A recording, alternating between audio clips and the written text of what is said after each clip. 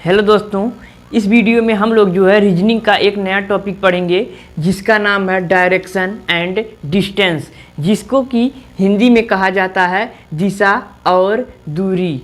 ठीक है, अब देखिए हम लोग यह समझेंगे सबसे पहले कि यह दिशा और दूरी क्या होती है। ठीक है, तो देखिए जैसे कोई व्यक्ति जो है एक स्थान से दूसरे स्थान जा रहा है। ठीक है, तो मान लो जैसे कि मोहन है, वह एक स्थान से दूसरे स्थान जा रहा है। जब एक स्थान से दूसरे स्थान जा रहा है तो जो है जिस ओर जो वह चल रहा है, यानी कि जो है एक स्थान से दूसरे स्थान तक जिस ओर वह चल रहा है उसी को जो है दिशा कहा जाता है। ठीक है, और देखिए दूरी किसे कहा जाता है, तो देखिए यानी कि जो वही राम है एक स्थान से दूसरे स्थान जा रहा है, तो जो है एक स्थान से दूसरे स्थान तक जो बीच में जो है मार्ग की लंबाई है उसी को जो है दूरी कहा जाता है। अब हम लोगों ने समझ लिया कि जो है दिशा क्या होती है और दूरी क्या होता है। ठीक है, तो इस वीडियो में जो है इस जो है रीजनिंग का यह टॉपिक है, इस पूरे टॉपिक में जो है यही दिशा के बारे में जो है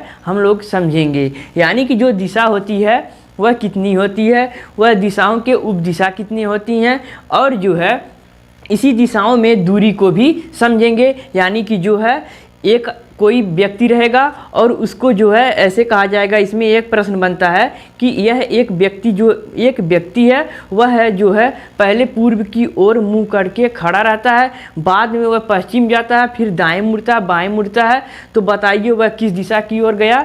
ऐसे करके जो है इसमें सवाल पूछा जाता है। ठीक है, तो देखिए हम लोग सबसे पहले जो है दिशा समझेंगे कि दिशाएं कितनी होती हैं। तो देखिए मुख्यतः जो दिशाएं होती है वह 4 होती हैं, लेकिन आप लोगों ने तो पढ़ा होगा कि दिशाएं 10 होती हैं, और 10 ही देखिए दिशाएं 10 ही नहीं होती हैं, दिशाएं 32 होती हैं। भूगोल की दृष्टि से जो है दिशाएं 32 होती हैं, लेकिन मुख्यतः दिशाएं जो है 4 ही होती हैं।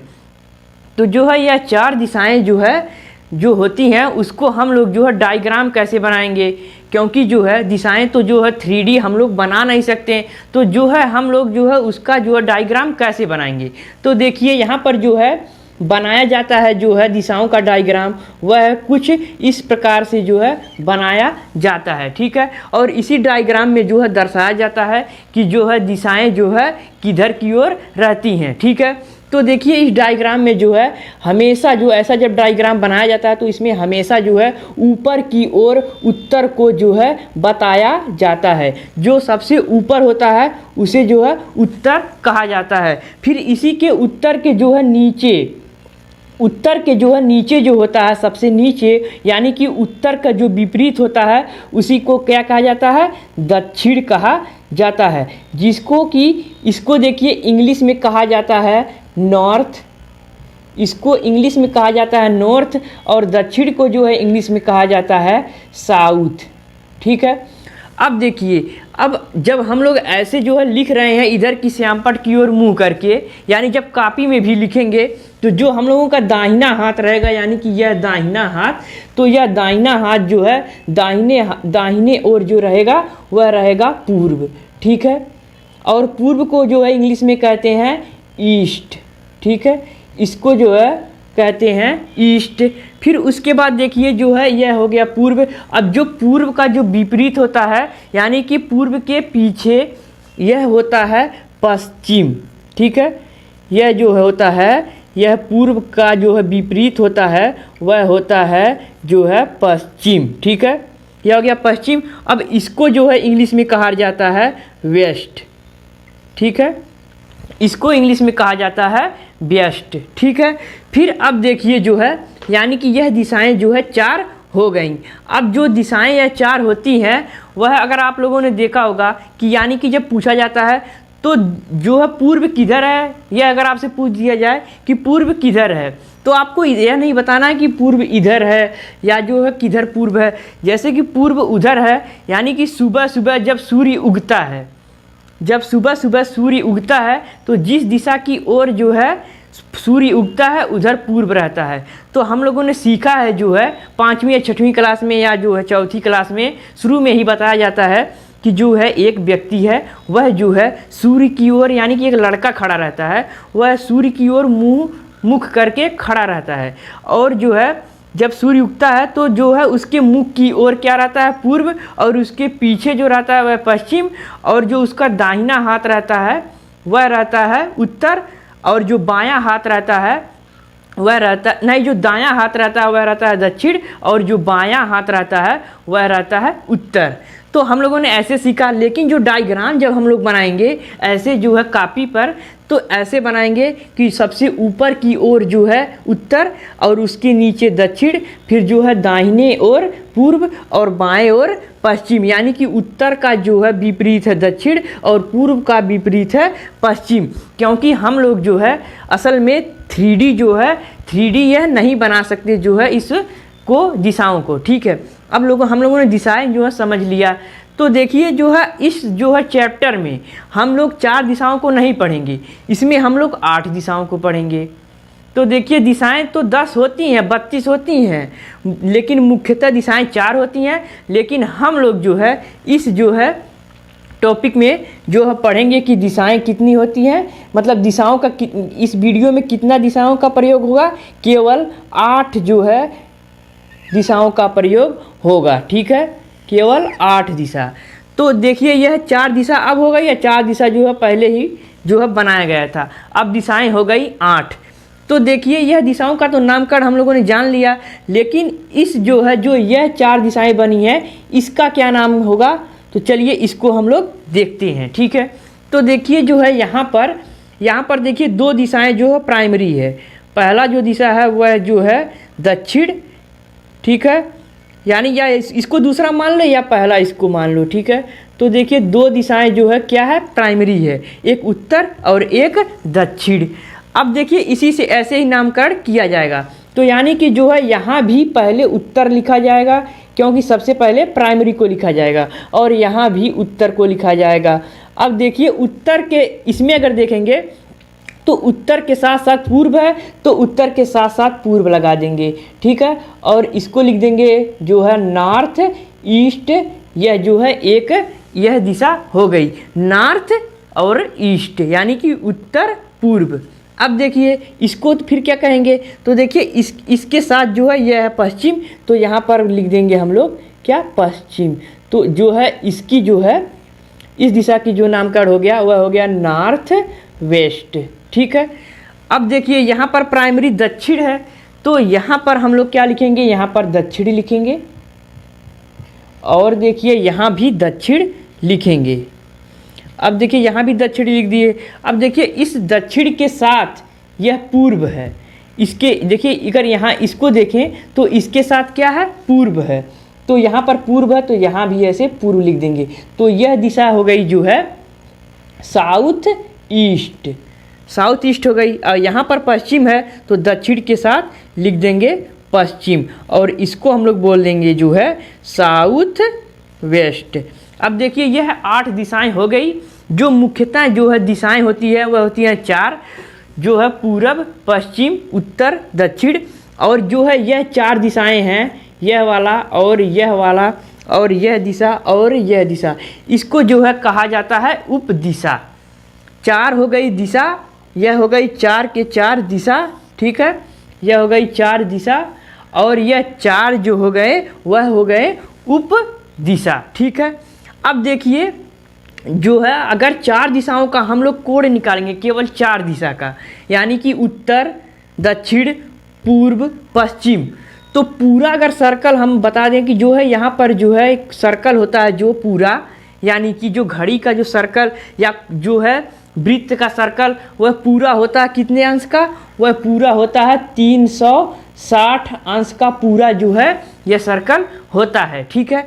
तो अगर हम लोग 4 दिशा का निकालेंगे तो इसमें 4 से भाग दे देंगे, तो 4 से भाग देंगे जो है, तो यहाँ पर आ जाएगा जो है 4 9 36, और यहाँ पर 0 उतर जाएगा। यानी कि अगर दिशाएं 4 रहेंगी, अगर दिशाएं जो है 4 रहेंगी, तो उसके लिए जो है यहाँ पर जो यह बनेगा कोण, यह 90 अंश का बनेगा, और यह जो बनेगा यह भी 90 अंश का बनेगा, और जो यह बनेगा यह भी 90 अंश का बनेगा, और जो यह बनेगा यह भी 90 अंश का बनेगा। तो इस 90 अंश को जोड़ने पर सर्कल पूरा 360 अंश का बन रहा है। तो यानी कि जो उत्तर और जो पूर्व के बीच का 90 अंश का कोण बन रहा है, वैसे ही उत्तर और जो पश्चिम के बीच के 90 अंश का कोण बन रहा है, वैसे ही जो है दक्षिण और पश्चिम के बीच का 90 और जो दक्षिण पूर्व के बीच में 90 अंश का कोण बन रहा है। लेकिन अगर 8 दिशाओं के लिए जो है कोण निकालना पड़ेगा, तो वैसे ही जो है 8 दिशाओं के लिए जो है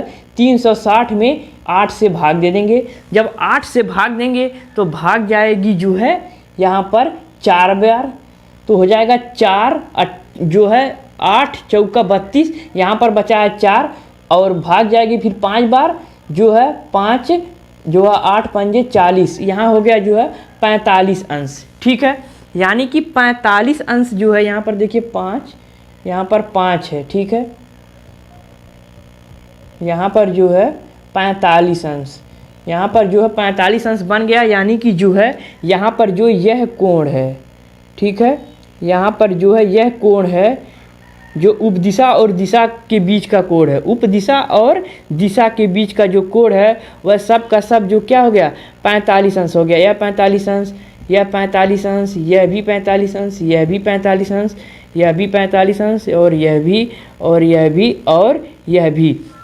यानी कि जो इसमें सब बना है सब के सब क्या है 45 अंश का कोण बन गया। ठीक है, तो अब हम लोग समझेंगे जो है यानी कि इसका जो सवाल कैसे बनता है। तो चलिए कुछ और कॉन्सेप्ट को पहले समझ लेते हैं। तो चलिए सबसे पहले हम एक डायग्राम और बनाते हैं। ठीक है, क्योंकि देखिए यह डायग्राम में जो है बहुत सारा लिख गया है, यानी कि इसमें अगर बताएंगे तो फिर समझ में नहीं आएगा। तो चलिए सबसे पहले हम डायग्राम को बना लेते हैं। अब देखिए डायग्राम बन गया। अब देखिए इस डायग्राम में जो है यानी कि सभी दिशाओं को जो है दिशा और उपदिशा को मैंने प्रदर्शित कर दिया। यानी कि जो दिशा देखिए यहाँ नॉर्थ, यहाँ साउथ, यहाँ ईस्ट, यहाँ वेस्ट, और देखिए यह जो नॉर्थ ईस्ट, यह जो है नॉर्थ वेस्ट, और यह जो साउथ वेस्ट, और जो यह साउथ ईस्ट, यानी कि सब जो दिशाएँ उपदिशाएँ सब इसमें हो गया। अब देखिए जो है इसमें सवाल जब पूछा जाएगा कि यानी कि कोई जो है यानी कोई व्यक्ति जो है ये एक दिशा से दूसरी दिशा और जा रहा है, तो अगर वह जैसे कि दाएं मुड़ता है फिर बाएं मुड़ता है, तो जैसे अगर पूछा जाएगा कि दाएं जब जैसे कि बाएं पहले मुड़ा, ठीक है, कोई जैसे पूर्व की ओर जा रहा है, कोई जो व्यक्ति हुआ है पूर्व की ओर जा रहा है, जब पूर्व की ओर जा रहा है कि जब वह एक बार बाएं मुड़ेगा, ठीक है, उसके बाद दाएं मुड़ेगा, ठीक है, तो पूछा जाएगा कि वह व्यक्ति अब किस दिशा की ओर जा रहा है। यानी कि जो है यहाँ पर देख लेते हैं राम, यह राम जो है वह पूर्व की ओर जा रहा है। राम जो है वह पूर्व की ओर जा रहा है, पूर्व दिशा की ओर। जब पूर्व दिशा की ओर जा रहा है फिर वह कुछ दूर जाने के बाद जो है बाएं की ओर मुड़ जाता है, यानी कि लेफ्ट की ओर। यहाँ पर जो है वह लेफ्ट की ओर मुड़ जाता है, और जो है फिर कुछ दूर जाने के बाद फिर जो दाएं मुड़ जाता है, यानी कि जो है वह अपने राइट मुड़ जाता है। फिर उसके अब बताइए कि जो है वह राम है वह किस दिशा की ओर जा रहा है। तो देखिए अगर जैसे पहले दाएं फिर बाद में बाएं, या पहले बाएं बाद में दाएं, अगर यह दोनों जो है पूछ दिया जाता है तो इन दोनों को काट देंगे, यानी कि जो बाएं से दाएं कट जाएगा और दाएं से बाएं कट जाएगा, और जो है राम जो पहले जो दिशा में जा रहा था उसी दिशा में वह जाएगा। यानी कि अगर जैसे कि अगर कोई दाएं जा रहा है फिर दाएं जाने के बाद फिर बाएं जो पहले दाएं जा रहा है फिर उसके बाद जो है बाएं मुड़ जा रहा है फिर दाएं चल जा रहा है, तो इसका मतलब जो है जिस दिशा और जा रहा था उसी दिशा और फिर जाने लगा है। यानी कि देखिए जो है राम है वह जो है यहाँ पर देखिए राम वह बाएं जा रहा था, तो जब बाएं राम पहले जो है ईस्ट की ओर यानी कि पूर्व की ओर जा रहा था, तो जो है मुड़ा किधर बाएं ओर, तो बाएं जो है इधर रहेगा, तो जब इधर मुड़ा फिर उसके बाद जो है दाएं मुड़ गया, तो यानी कि इधर दाएं मुड़ गया। पहले जो है जा रहा था ईस्ट की ओर, फिर उसके बाद बाएं ओर मुड़ा, फिर उसके बाद दाएं ओर मुड़ गया, तो इसका मतलब है कि वह फिर पूर्व की ओर जा रहा है। ठीक है, तो जो है इस कॉन्सेप्ट को आप लोग याद करना कि जो है दाएं से दाएं कट जाएगा, बाएं से बाएं कट जाएगा। ठीक है, और जो है वह उसी दिशा की ओर जाने लगेगा जिस दिशा की ओर वह पहले चल रहा था। अगर यहीं फिर बाद में पूछ दिया जाए कि जब इधर उसके बाद फिर जो है वह किधर मुड़ गया, यानी कि वह फिर इधर जाने के बाद अगर फिर जैसे मुड़ जाएगा दाएं ओर, ठीक है। तो जब वह दाएं ओर मुड़ेगा तो दाएं किधर मुड़ेगा, दाएं वह मुड़ेगा इधर की ओर।